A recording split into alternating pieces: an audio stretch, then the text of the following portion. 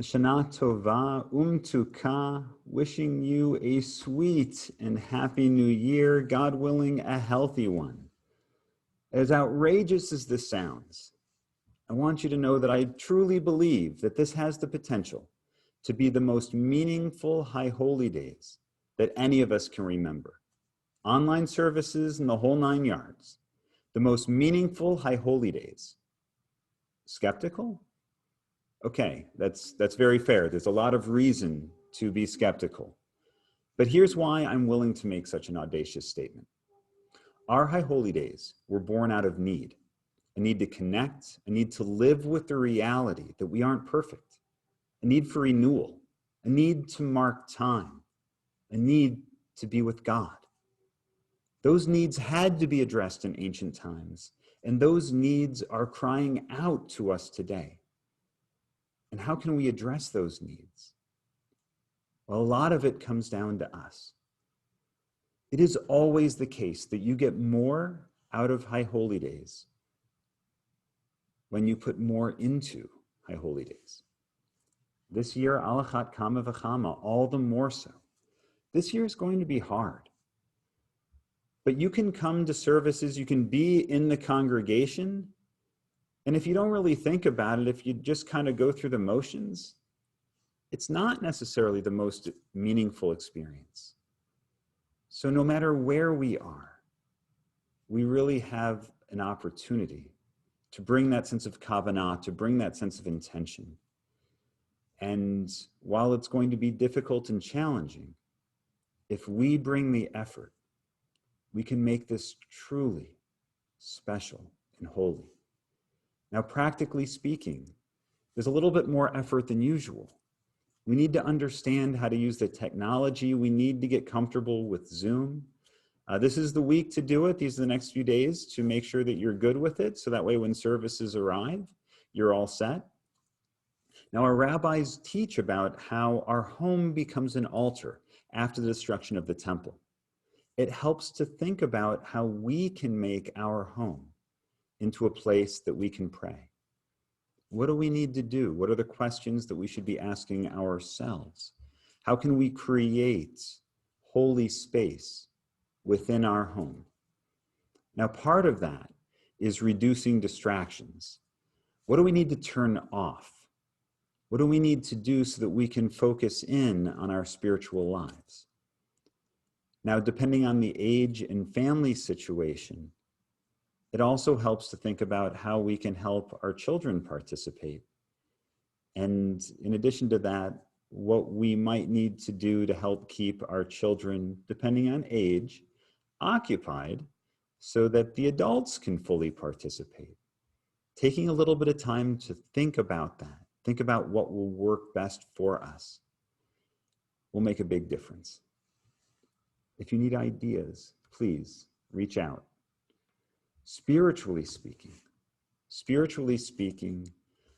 I've done everything I can to try to make this as beautiful and positive as we can make it.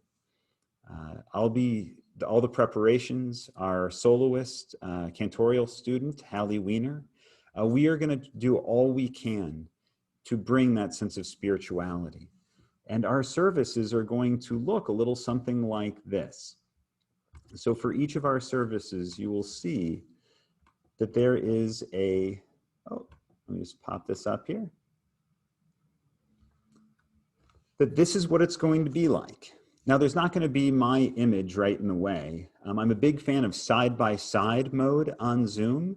If you click on the side-by-side mode, when somebody is sharing a screen like I'm doing now, you'll be able to see my image off to the side, and then you'll be able to see this full image, something like this. And so you'll be able to see everything. Now, I've tried to bring in some images that are familiar, right, such as our stained glass windows here. And I've also tried to bring in something like this, some artwork that really helps to bring a sense of meaning and purpose to the moment. We're all praying for life this year. So these are some of what I've been trying to do to really make this special, given the situation. But again, it's about bringing ourselves to these sacred moments more than anything else. The willingness to bring your pain and your faults and your hopes and your fears and your frustrations and your humility. The more you bring, the more meaningful and powerful the experience can be. So we really want to try to bring ourselves so that we can offer our prayers with a full heart, with a full soul, that we're really able to express that which we most need to express and listen for that which we most need to hear. One more piece that we really need to bring is that sense of connection. Our sense of connection this year is really going to come down to us.